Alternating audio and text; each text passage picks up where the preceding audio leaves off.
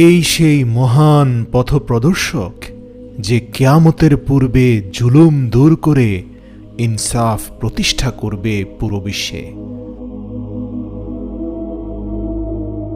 হযরত দাজ্জাল মুক্ত হয়ে গেছে। সমুদ্রের মাঝখানে এক রহস্যময় দ্বীপ, আর সেখানে শিকলে বন্দী এক ভয়ঙ্কর ব্যক্তি যে অপেক্ষা করছিল।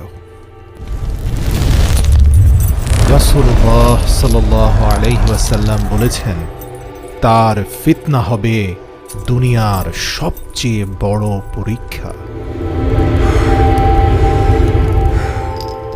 আর হঠাৎ তার শিকল ভেঙে গেল, ফিতনার বাদশা মুক্ত হয়ে গেল।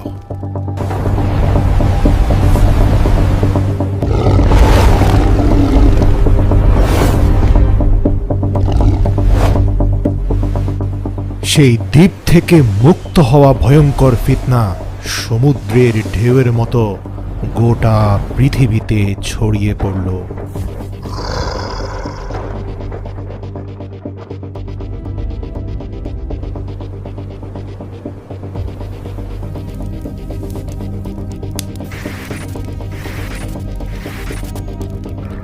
আর যখন দাজ্জাল বের হয়ে আসবে, তখন দুনিয়া বিশৃঙ্খলায় ডুবে যাবে।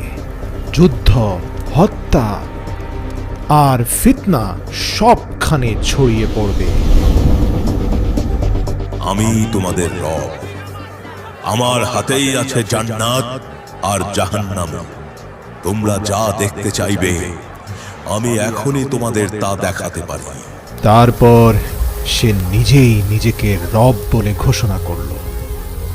সে তার হাতের ইশারায় জান্নাত ও জাহান্নাম দেখাতে লাগল, হাতের ইশারায় বৃষ্টি বর্ষণ করালো আর মানুষকে ধীরে ধীরে পথভ্রষ্ট করতে থাকলো। দেখো, আমি আকাশ থেকে বৃষ্টি নামিয়ে তোমাদেরকে রিজিক দিচ্ছি। কে আছে যার হাতে আমার মতো ক্ষমতা রয়েছে? তার জাদুর মায়াজালে মানুষ সঠিক পথ ভুলে গেল, আর সেই মিথ্যাবাদী দাজ্জালকে নিজেদের রব হিসাবে মেনে নিল।